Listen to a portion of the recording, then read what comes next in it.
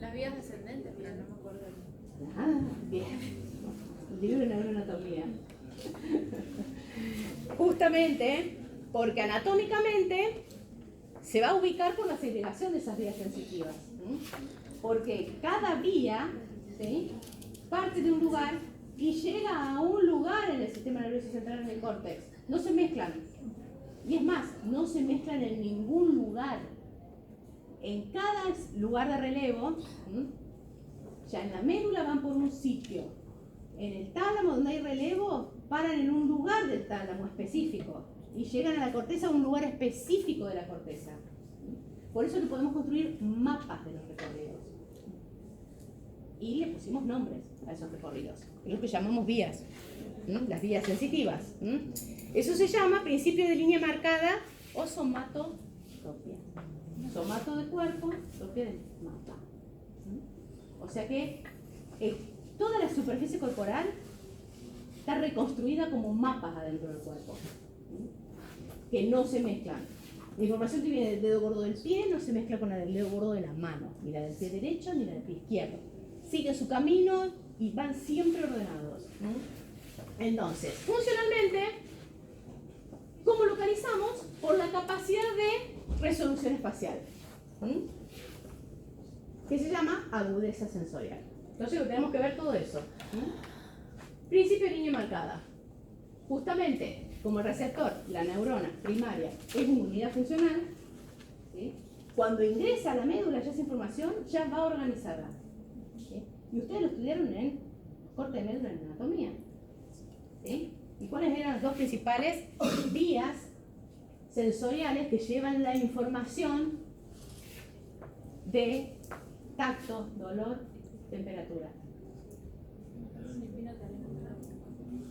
Una es espinotalámica, la otra es lemniscal. Son las dos principales cuando hablamos de ese tipo de información. Y cuando hablamos del principio de línea marcada, quiere decir que no se entremezclan, que nunca se entremezcla la información de los distintos tipos de receptores.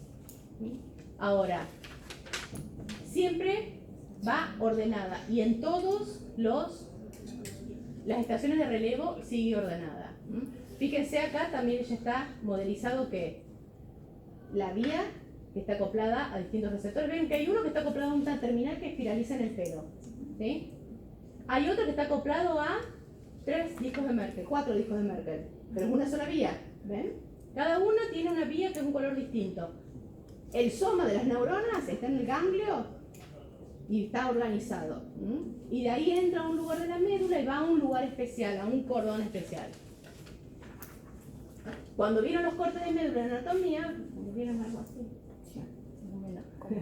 Fíjense que está organizado a su vez todas las estructuras sensitivas, que a su vez, como ya estudiaron, las vías aferentes son distintas en su estructura. O están mielinizadas, o no están mielinizadas, o son de mayor diámetro, o son de menor diámetro. ¿Sí? Y siempre la que está acoplada a los nociceptores es la misma, el mismo tipo de fibra o de nervio. ¿Sí? Ya sea que conduce lento o conduce rápidamente. ¿Sí? O sea que, a su vez, ese tipo de vía es siempre la misma. No es que para Pacini va a haber vías lentas, o sea, va a ser alfa o delta, A, B o C, cualquiera. No, siempre va a ser el mismo tipo de fibra que lleva la información por el mismo lugar hasta llegar a la corteza. Bien, entonces, la médula, dijimos, contiene un mapa del esquema corporal. Fíjense que ahí que tenemos, que viene un receptor que ha sido estimulado, corpúsculo de Pacini, que ha sido estimulado ¿en dónde? En la piel del brazo. Cuando ingresa a la médula, va a ir y va a ascender por el lugar que es el brazo. Fíjense que el que está al lado es el tronco y el otro es la pierna. ¿Sí? Y en ese lugar que dice brazo, a su vez llegó la información que era el otro. La información nociceptiva, temperatura, de Pacini, de Merkel. ¿Se acuerdan el otro que vimos? En ese pedacito está organizada por modalidad sensorial y organizada por parte del cuerpo. Las dos organizaciones están.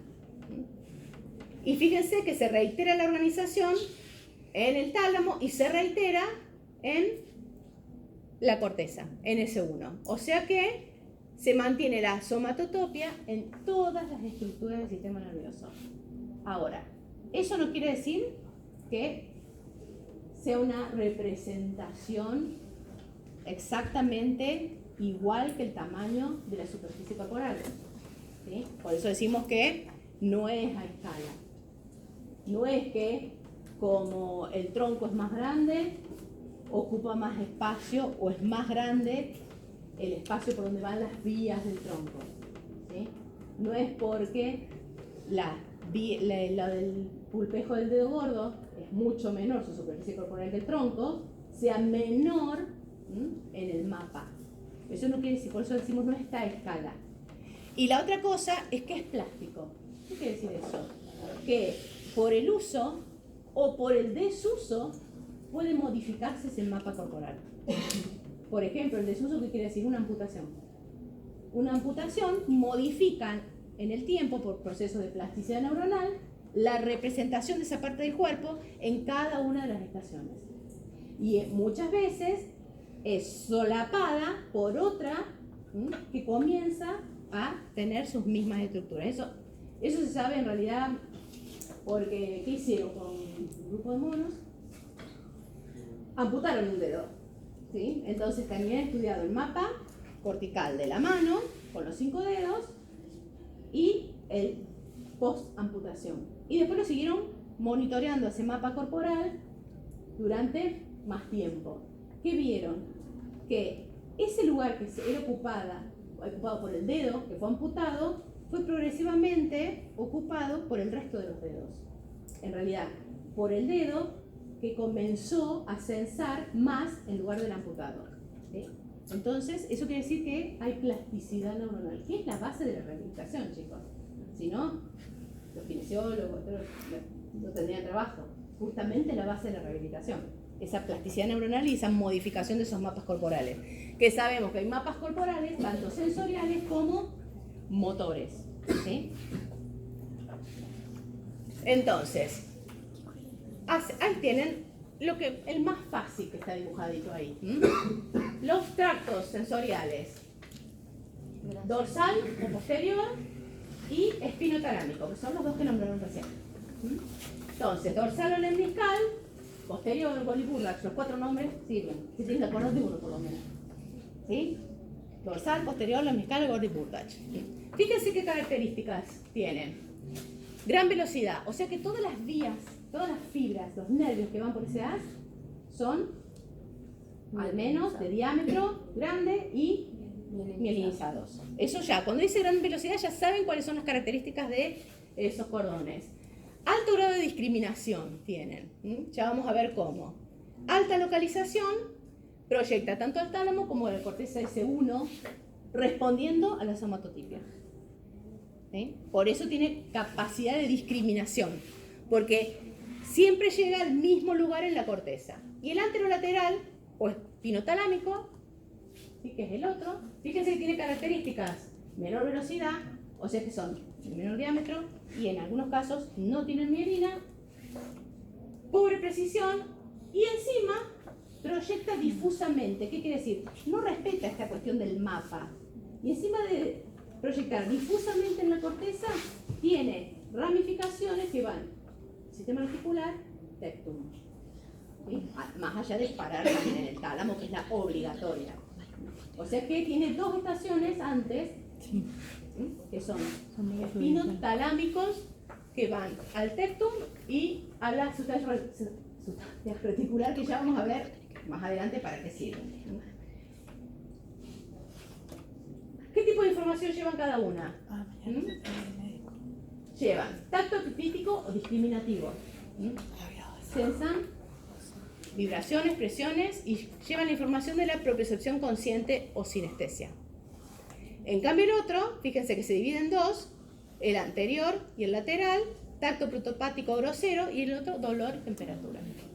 O sea que cada uno de esos cordones tiene adentro conjuntos de neuronas que llevan distinta información y que tienen distintas características cada una de esas fibras o esos axones. Y la agudeza sensorial. Ahí ya les quedó claro. O sea que llegan a un lugar específico, que se mantiene en el mapa corporal y que además por las características de la fibra, ¿sí?, tienen distintas características esos cordones. Agudeza sensorial. Dos factores ayudan a determinar la agudeza sensorial. El tamaño del campo receptivo. ¿Qué será el campo receptivo?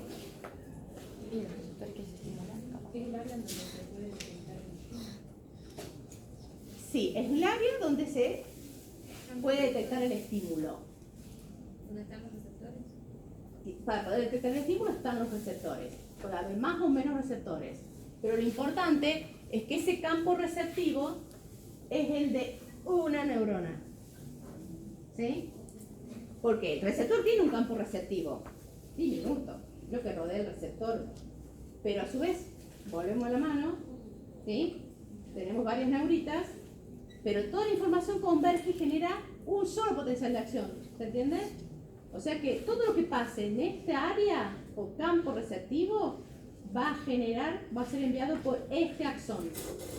¿Sí? Entonces, si yo estoy aplicando presión en dos lugares de acá, se van a sumar y va a aumentar la frecuencia de descargas, pero no me va a ayudar a discriminar cuántos puntos son de estímulo. ¿Se entiende el concepto? Para poder discriminar que son dos estímulos, tengo que estimular dos neuronas distintas. Entonces van a ir recorridos por dos axones distintos. Si no, sumamos temporal y espacialmente. Y entonces se lee, la corteza lo va a leer como un solo estímulo, por más que hayamos aplicado dos estímulos. Porque estamos adentro del campo receptivo de una neurona aferente. ¿Se entiende el concepto? Ahora lo vamos a ver de nuevo. Fíjense, ¿qué tenemos ahí? Eso que está en naranja sería el campo receptivo periférico. O sea, el área de piel, por ejemplo, que es inervada por la vía aferente que está acoplada a corpúsculo de Pacini. ¿Sí? Ahí puede haber varios corpúsculos de Pacini y el área puede ser pequeña o grande. ¿Sí? En general, la de los corpúsculos de Pacini es grande y, por ejemplo, la de los Merkel son chiquititos. O sea, pero a su vez, la de Pacini puede ser más grande o más pequeña dependiendo el lugar del cuerpo. ¿Sí? O sea que está más o menos establecido para cada subtipo de receptor, pero a su vez para cada lugar del cuerpo. Y también, obviamente, que nos ayuda a discriminar la densidad de receptores que hay adentro de ese campo receptivo. A mayor densidad de receptores dentro de ese campo receptivo, mayor capacidad de discriminarlo. Bien. Bueno, ahí está el concepto, que los campos son distintos a lo largo del cuerpo y se correlacionan ¿con qué? Con la representación de ese mapa. Porque obviamente, si hay pocas neuronas que inervan o que registran el tacto en el tronco, van a ocupar menos espacio en la corteza. ¿Se entienden? Es una cuestión lógica nomás. Entonces la representación del tronco en la corteza va a ser chiquita. En cambio, en el pulpejo del dedo, por más que sea un área chiquita del cuerpo, está densamente inervada. ¿Sí? Por lo tanto, sus neuronas ocupan mucho mayor espacio a nivel cortical. Y eso es el homúnculo. Por eso la forma del homúnculo. Por eso decía que no es una copia fiel del cuerpo, la representación de ese mapa corporal, de la superficie corporal, sino que depende de qué, de la cantidad de neuronas que inervan esa parte del cuerpo. Justamente, el homúnculo sensorial es eso. Representa la capacidad de discriminación de cada parte del cuerpo, o la agudeza para discriminar estímulos. ¿Sí? Por eso hablábamos del tronco comparado con las manos. ¿Sí? Pero no todo es tan sencillo, porque hasta ahora nuestra cabeza venía diciendo la primaria, hablamos siempre de la primaria hasta ahora. ¿Sí? Las neuritas, se estimula uno solo y esa hace sinapsis con otra, la neurona secundaria, por lo tanto, la información sigue normalmente. Por eso decimos que es uno en uno. Y el campo receptivo se sigue manteniendo. ¿Ven? Porque una se estimuló, la frecuencia de descarga de esa va a transmitirse por la sinapsis a la segunda neurona. Pero resulta que en las vías no siempre la unión de la neurona primaria y la secundaria y la terciaria es 1 a 1. En algunos lugares es, por ejemplo, 3 a 1. Entonces, todo viene en la primaria. Hay el campo chiquito, pero resulta que esa información va a una sola neurona. Entonces, en realidad, el campo receptivo real, ¿cuál es? ¿El de la neurona primaria o el de las 3 juntas sumados? El de las 3 juntas sumados, porque va a generar un solo potencial de acción sumado que llega al cerebro, a la corteza. Por lo tanto, tenemos no solamente que pensar en el campo de una, sino en el campo de la secundaria, de la neurona secundaria, sabiendo si su relación es 1 a 1 o 3 a 1. Y ahí viene la diferencia, una de las diferencias para el tacto discriminativo o epicrítico y el protopático. Las vías que llevan al protopático son 3 a 1 o 4 a 1. En cambio, la epicrítica es 1 a 1. Por eso se puede discriminar mucho mejor. Porque tiene menos superficie. Y ahí es más complicado. Acá estamos hablando solamente del tacto, porque ahí tenés además distintos sensores que sensan distintas cosas, moléculas, y se van a traducir. Y una comida tiene muchas de esas moléculas. Pero, ¿se entiende el concepto entonces? Esa es una de las cosas que nos explican cómo es que hay vías de epicrítico y protopático. La forma más fácil de poder interpretar esto de discriminación de los puntos es lo que van a hacer en el laboratorio. ¿Sí? Van a estudiar cómo, separando, que no van a usar un lápiz, van a usar un compás, van a poder en distintas partes del cuerpo poder analizar a qué distancia el sujeto voluntario discrimina 2 puntos, solamente diciendo sentí 2 puntos o sentí 1 punto. Y el voluntario, que va a estar ejerciendo la acción de abrir el compás, va a seguir abriendo el compás, y va a seguir abriendo el compás, y el compañero va a decir 101, 101, y empiezan a mirarse. ¿Sentís uno solo? ¿Sí? ¿Sí? ¿Por qué? Porque ustedes ya entienden ahora por el homúnculo. Si lo hacemos eso en el tronco, la discriminación de los 2 puntos va a ser a mucho mayor distancia que en el pulpejo del dedo. ¿Sí? Ese sería el fundamento fisiológico de la prueba. ¿Sí? Bien. Ahora, obviamente dijimos que el tamaño del campo receptivo, la relación de la neurona primaria y secundaria, va a tener relación con la agudeza sensorial y la densidad de receptores. Pero le tenemos que sumar otro evento más. Fíjense, la neurona secundaria que tenemos ahí, ven que tenemos abierto el compás a la misma distancia, pero en un caso, por más que en la neurona primaria, los campos de la neurona primaria sean chiquitos, el individuo va a sentir un solo punto, porque todo confluye, convergencia sináptica en la secundaria. En cambio, a la misma distancia, en un área donde la relación es 1 a 1, lo va a sentir como 2 puntos. Ahora, esas áreas se solapan, porque no hay área de la piel que no tenga sensibilidad, salvo alguna operación, cicatriz, algún evento externo que haya alterado la dinámica de la piel, sino ningún lado de la piel no tiene sensibilidad. Por lo tanto, se solapan. Esos campos receptivos se solapan. Así se asegura que toda la piel tenga sensibilidad. Están solapados. Ahora, obviamente que si el estímulo, ¿ven la roja? La terminal roja.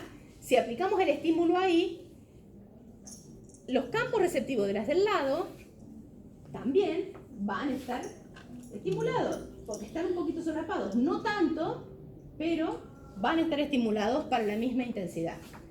Y ahí, fíjense, en ese gráfico que tenemos frecuencia de potenciales de acción y las 3 barras que nos están mostrando la frecuencia de potenciales de acción de la neurona donde se realiza el estímulo y la frecuencia de los potenciales de acción de las 2 neuronas que están solapadas con esa. Fíjense que es menor la frecuencia, pero llevan información. Y eso es disruptivo para la agudeza, porque va a estar llevando 3 neuronas, no ayuda a que a identificar fielmente de dónde proviene el estímulo. Por lo tanto, se producen en esas vías donde es epicrítico, o sea que hay mucha discriminación, las que son muy discriminativas, el fenómeno se llama inhibición lateral. En esas vías, las neuronas, la primaria, ¿ven ahí que tiene al costadito? Hace unas ramificaciones y cuando se estimula, esas ramificaciones activan interneuronas inhibitorias. Y esas interneuronas inhibitorias, ¿a quiénes inhiben? A las neuronas del lado. ¿Sí? Por lo tanto, si por alguna razón fueron estimuladas, aunque fuera en baja frecuencia, en la neurona secundaria ya no va a ser activada. La primaria fue activada con baja frecuencia, pero como inhibimos presinápticamente, no van a liberar neurotransmisor en la sinapsis a la secundaria. Eso es lo que se llama inhibición lateral. ¿Ven? ¿Cómo lo tienen ahí? La roja es la interneurona inhibitoria. Eso genera lo que se conoce como capacidad de discriminación centro-periferia, por antagonismo centro-periferia. ¿Qué quiere decir? Que va a poder ser discriminado mucho más fielmente el estímulo. ¿Cómo entendemos esto? Acá tenemos nuevamente este estímulo, estos suceden en esta neurona principal, que es la de mayor frecuencia, la de la barra más alta, y estas son las que tienen campos receptivos solapados, que van a ser también estimuladas, pero con menor frecuencia. Por eso el verde es menos intenso. Y las del lado no son estimuladas. Ahora, fíjense acá que tenemos. En este caso, acá es 1 a 1, mayor liberación del neurotransmisor, y acá estimula las inhibitorias. Presinapsis, por lo tanto, en este caso es en la terciaria donde se produce la inhibición lateral. O sea que puede ser en la neurona secundaria o en la neurona terciaria. Pero en algún momento, las vías que son de tacto discriminativo tienen inhibición lateral. Y por último, tenemos que tener en cuenta que todos estos fenómenos que vimos, vamos a ver, la modalidad, la intensidad, la ubicación y la temporalidad,